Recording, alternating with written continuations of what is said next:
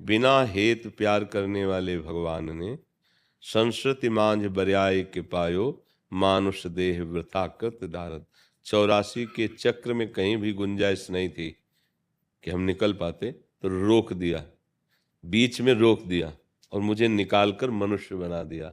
और मनुष्य बना करके भगवान ने साधु समागम शास्त्र रूप में अपने कल्याण का मार्ग निश्चित कराया।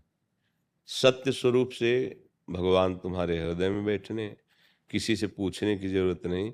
जब आप गलत कदम उठाओगे तो अंदर से आ जाएगा सावधान, ये गलत है। मान लो गुरुदेव की बात, अंदर बैठे हैं वही समझा रहे हैं, पर हम इतने मदान्ध हो जाते हैं कि हमें वो बात सुनाई भी देती है, बाद में पश्चाताप भी करते हैं, हमने क्यों नहीं माना। अगर मान लेते तो आज हम ऐसी बुरी दशा में ना आते, पर वो कामना के वशीभूत होकर ऐसा कार्य करता है। तो ये मनुष्य जीवन कोई पशु जीवन नहीं कि केवल आप प्रारब्ध भोगने आए हैं, आप नवीन प्रारब्ध बनाने आए हैं। पुराने प्रारब्ध को नष्ट करके नवीन प्रारब्ध की रचना करना, ये मनुष्य जीवन का परम कर्तव्य है। और ये होता है केवल भजन से, केवल भजन से, दूसरा कोई उपाय नहीं है। अन्य शुभ कर्म एक अलग है, अशुभ कर्म उसका फल अलग है, अन्य साधन उनका फल अलग है। लेकिन प्रभु के आश्रित होकर निरंतर नाम जप करना, इससे संचित कर्म भस्म हो जाते हैं। नवीन कर्म जो होने वाले हैं उन निष्प्रभावित हो जाते हैं। जो प्रारब्ध भोग है उसको सहने की शक्ति मिल जाती है।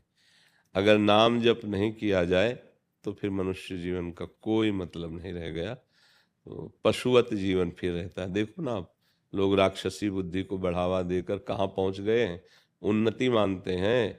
रोज शराब पीना, मांस खाना, नवीन नवीन शरीरों से व्यभिचार करना, वो अपने को सौभाग्यशाली धनी समझते हैं हमारी बड़ी उन्नति है, हम बड़े मौज में हैं।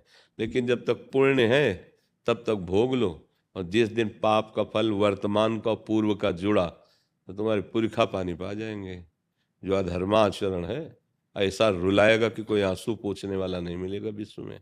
पक्का पक्का समझ लो, केवल आपको भोगना पड़ेगा, आपको, आपका कर्म। हाँ, यहाँ कोई किसी का सहयोग देने वाला नहीं है। जब तक तुम्हारे सुकृत हैं तब तक तुम्हें सब हाथ मिलाएंगे, और जिस दिन दुष्कृत का परिणाम आएगा तो तुम बुलाओगे भी तो उसे सुनाई नहीं देगा, जाओगे भी तो पहचानेगा नहीं, मिलना चाहोगे तो छुप जाएगा कि कुछ ना कुछ मांग करेगा, कोई ना कोई बात करेगा। उधार भी देंगे तो वापस मिलने वाला है नहीं, सब उसे छोड़ देते हैं। इसलिए प्रार्थना है, भजन भले कम हो, गंदी बात नहीं होनी चाहिए। ये शराब पीना, ये मांस खाना, ये पराई माताओं बहनों या अन्य शरीरों से व्यभिचार करना, ये बहुत बुरी कलयुग की चाल है, सबको नष्ट कर देगा। एक बार ब्रह्मा जी से, ये चारों युग पुत्र हैं ब्रह्मा के, तो सामने प्रणाम किए। तो ब्रह्मा जी ने सतयुग से कहा कि हमने नरक की भी रचना रची है, तो कुछ ऐसा करना कि वो खाली ना रहे, कुछ तो चले जाए। तो सतयुग ने साफ मना कर दिया कि हमारे राज्य में कोई नरक नहीं जाएगा। त्रेता से कहा तो उनका कोशिश करेंगे, अपने बड़े भाई का अनुगमन करेंगे। अर्थात हो सकता है कोई चूक जाए तो बात अलग है, नहीं हमारे भी राज्य में कोई नरक नहीं जाएगा।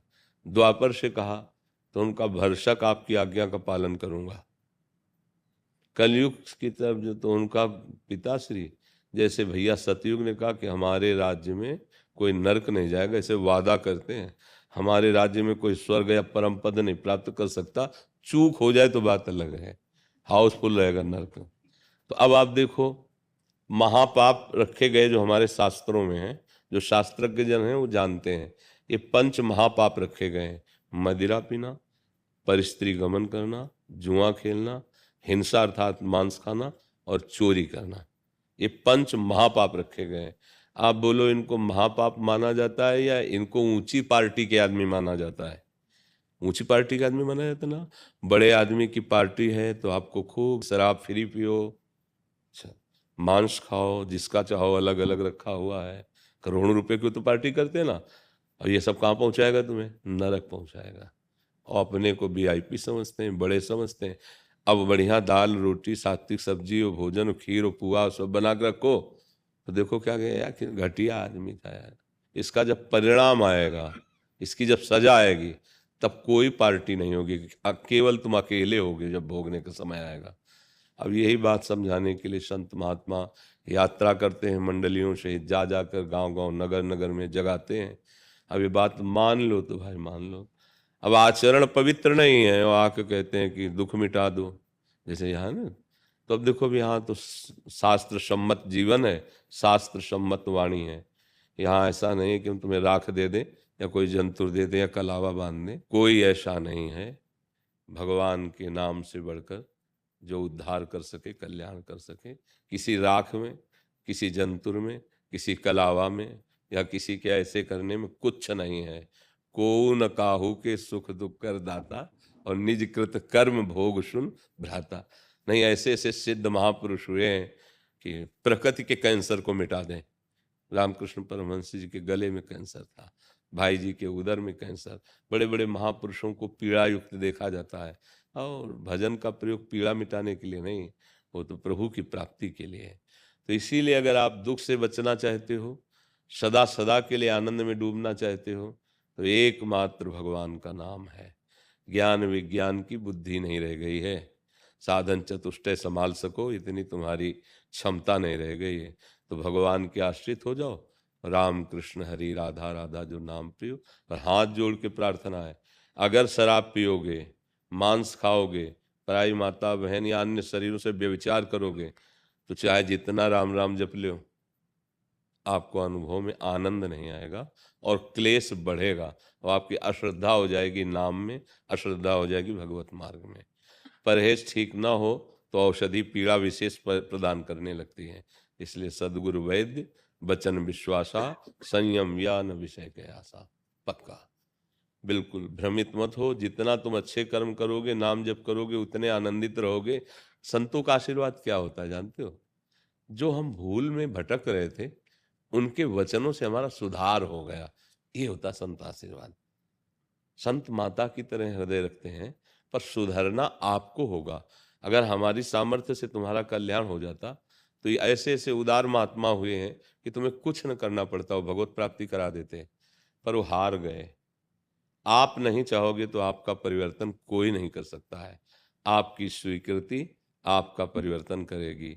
आप स्वीकृति ही नहीं कर रहे, तो देखो बड़े बड़े महापुरुष हुए और उनके समीप रहने वालों का परिवर्तन नहीं हुआ, क्योंकि उन्होंने उनकी बात को नहीं माना। जैसे बड़े बड़े महापुरुषों का एक बाहरी प्रताप होता है, एक आंतरिक।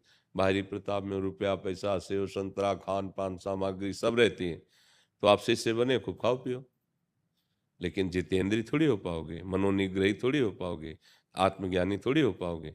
उसके लिए तो उनके बाह्य प्रताप का भी त्याग करना होगा और आंतरिक में घुसना होगा कि किस आनंद में रहते हैं, तब तुम्हारा जीवन सत्य और सच्चिदानंद से भर जाएगा, प्रकाशित हो जाएगा। तो हम तो कहा 24 घंटे में अगर 24 मिनट नाम जप करोगे तो तुम्हें उठा लेगा, जहाँ हो जिस धरा से वहीं से उठाता चला जाएगा। तो यार 24 घंटे में 24 मिनट देने में क्या जाता है? सत्य हैं, भगवान हैं, उनके हम हैं, तो 24 मिनट राधा राधा राधा राधा राधा राधा राधा, तो यही 24 मिनट आपको आगे बढ़ा देगा। ये आपके दुष्कृतों का नाश करके आपको आगे बढ़ा देगा। पर अगर ये सब करोगे ना गंदी बातें, आज हम किसको समझाएं? मनोरंजन ऐसा समाज प्रिय बन गया है कि अब कैसे समझावे? गर्लफ्रेंड बॉयफ्रेंड, भैया ये जहर तुम्हें दिखाई नहीं दे रहा है, पर तुम्हारा नाश कर रहा है, तुम्हें मार रहा है। जब संयम से कन्या पाणी ग्रहण होता और फिर गृहस्थी में जाती, पवित्र संतानें, पवित्र भाव उत्पन्न होते। संयम से बालक ब्रह्मचर्य रहकर जब किसी लड़की का पाणी ग्रहण करता, दोनों की प्रियता बहुत काल तक गृहस्थ धर्म में अतिथि सेवा, भगवत सेवा करते हुए भगवत प्राप्त होते थे। अभी सुधर जाओ, कम से कम जितने लोग सुन रहे उतने सुधर जाओ। कोई फ्रेंड फ्रेंड नहीं। फ्रेंड किसे कहते हैं? कुपथ निवार सुपंथ चलावा। हाँ, कुपंथ का त्याग करा के सुपंथ, ऐसा थोड़ी कि पवित्रता उसकी नष्ट कर दो जो फ्रेंड बना है, उसको गलत मार्ग में डाल दो, उसको ऐसी आदतें पकड़ा दो, नशा की ऐसी गंदी आदतों की, कि वो अपने धर्म से भ्रष्ट हो जाए, नियम से भ्रष्ट हो जाए, माता पिता की अवहेलना करने। तुम मित्र हो, तुमसे बड़ा दुश्मन कोई नहीं है, पर आप बच्चे हैं, अज्ञानी, समझते ही नहीं। तो इसलिए जिनकी समझ काम कर रही है उनसे प्रार्थना है कि बंद कर दो। इसमें तुम्हारा, तुम्हारे वंश का और कुल परंपरा का नाश हो जाएगा। खिलवाड़ मत समझो, नाश हो जाएगा। तुम्हारा विवेक काम नहीं कर रहा, इसलिए नहीं समझ पा रहे हैं। न भजन होगा और न गृहस्थ धर्म में चल पाओगे। बहुत सावधान। पहले था माता पिता मिलकर के कन्या वर का चयन करते थे और सब धर्म शास्त्रों के अनुसार पाणी ग्रहण होता था, ब्राह्मण बुला के वैसे। अब वो बोले लव मैरिज हो गया। एक आए थे दाम में जब थे, बोले आशीर्वाद दीजिए, हम दोनों का लव मैरिज हो गया। क्या हम बोले, क्या राधा राधा हमारे लिए तो प्रभु ही हो जाओ। 8 महीना बाद आए अकेले, तो हम कहा बच्ची नहीं आई साथ। बोले वो क्या कहते, तलाक को क्या कहते, डिवोर्स। हम कहा वाह लव मैरिज, वाह लव मैरिज, ऐसा लव मैरिज होता है कि 8 महीने में डिवोर्स हो गया। क्या समझा जीवन को। तो इसलिए भैया ये जब हमारी माताएं बहनें मर्यादा और धर्म से चलती थीं, तो जिस घर में जाती थी पहले उनके चरण पूजे जाते थे और उनको गृह लक्ष्मी कहा जाता था। और वो प्राण देना मंजूर था उनको, लेकिन धर्म विरुद्ध आचरण करना नहीं। कैसा भी पति हो, जैसा मिला उसे भगवान समझकर आजीवन निर्वाह करते थे। पत्नी को पति ये इस भाव से देखता था कि अपना परिवार छोड़कर हमारी शरण में आई है, हम इसके लिए प्राण दे देंगे, लेकिन इसका कभी विरोध नहीं करेंगे, कभी कष्ट नहीं देंगे। दोनों से प्यार से जो संतानें होती थी, देशभक्त, धर्मात्मा, बलिष्ठ, ऐसे। तो गंदी बातें त्यागो, राम कृष्ण हरि जो प्रिय हो, जितना बने उतना नाम जप करो, तो मनुष्य जीवन की सार्थकता है।